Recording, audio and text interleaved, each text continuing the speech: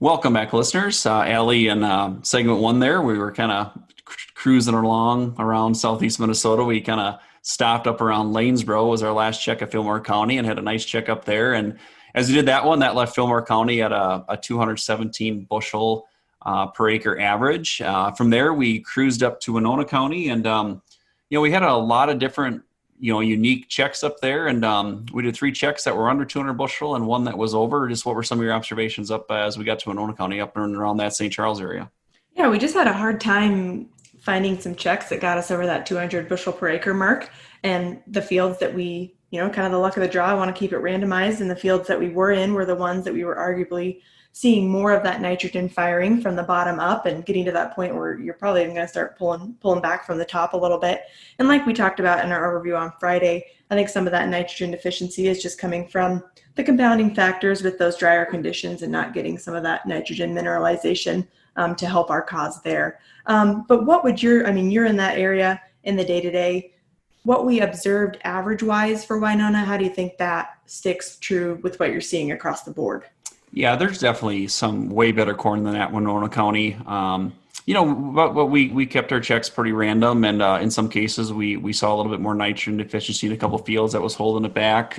Some lighter soils on one check was there, and I think there's one or two checks there. It might have been just kind of unlucky what the size of one of the random years was, but that's just the way the Pro Farmer Tour checks go. Is you're kind of at the mercy of those randomized checks, but that's why we do it randomly. And overall, I think Winona County is going to hang in there pretty good compared to other counties. But there are some pockets of variability up in that area that are going to show that moisture stress a little bit more. And so once we wrapped up Winona County, we headed back west Allie, and then we actually came back into Olmsted County to kind of finish up our run there to catch the other side of Rochester. And we were up in that Viola area, and we found some really nice corn up there. Yeah, it kind of stuck true. We started the day in Olmsted on the west side of Rochester, and then in Viola County around Viola on the east side of Rochester there. And just a great check there. And if we round about what we averaged for Olmsted, that was actually our high of our whole tour. So we averaged out at 224 bushels per acre. Mm-hmm. And again, I think that does just stick true with more moisture up there. We could observe that as we walked those fields. It was hard to find moisture kind of in furrow, and we could actually see it in some of those fields. So I do think that's what probably kicked it up into another notch. And that number probably sticks true with that, likely averaging higher than maybe some of those other counties as we come on down the stretch. Yep. And then you did a little bit of work in Dodge County there. Do you just want to give a summary of that? I wasn't along on that leg of the tour. Yeah, so I guess I said Olmsted was our high, but Dodge and Olmsted actually tied. So Dodge was, we averaged that out at 224 as well. They've really been keeping that moisture coming throughout the season. Really been lucky that way.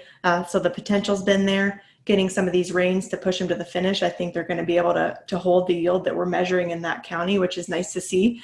We just don't, unfortunately, see that across the board in southeast Minnesota. But you hit that extreme southeast corner, Houston County. What did you see there? Yeah, I did that last Friday morning, and I kind of started between Rushford, Houston.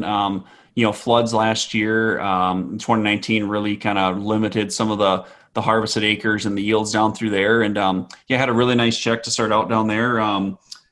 Just a little bit over 200 bushel, which was, a really good check for the field that I was in. From there, headed up towards Caledonia Spring Grove area, and had some really high checks down through there. I had one up in the 260s and one that was a little bit lower, just strictly because of just kind of unlucky year sampling on that one. The field's going to be better than the 165 bushel average that we had there, but it's just kind of the way it came out. By the time we wrapped up, Houston came in at 216 bushel per acre. But I kind of thought my travels, I think Houston County looked overall really good. I think they're gonna have a pretty good crop overall down there, and they're short of rain, but they're hanging on pretty good, and we'll see how it finishes. But in summary, Allie, that put us at a 214 bushel average in the is that a 6-county average? I think we had there, Allie. I'm not doing my math there. I think it was a 6-county average. Yep. And it'll be curious to see how that shakes out. The big thing with rainfall is, I don't think there's a lot of upside to this crop, but I think there is some downside depending on how this crop finishes. And, seeing some of these fields where ears are flopping really early and running out of moisture, that's going to be the issue. And really that Minnesota-Iowa border, I think, coming from all the way across those southern tier counties is where it's the driest. And That's where I think there's just the biggest wild card of how this crop is going to finish, corn and soybean wise. And I'm wondering too if I would just like to get your take on one more thing. So we keep using the word variable in some of these locations, and I think it's important to tie that back to maybe where some of this variability could be coming from due to some of the things we experienced earlier in the season, even though relatively conditions were pretty great. Yeah, yeah, and I think there's weather variability, but crop nutrition is going to play in the corn crop. It's going to play a huge role. We talked a lot about nitrogen deficiencies, and that can relate to nitrogen or sulfur, P and K, the whole works. We talk a lot about that in the off season. I think those farms with a really good crop nutrition plan it's going to be a bigger gap than what we usually see. Good crop nutrition programs, versus ones that we maybe just didn't quite get right, or we ran out of nitrogen late.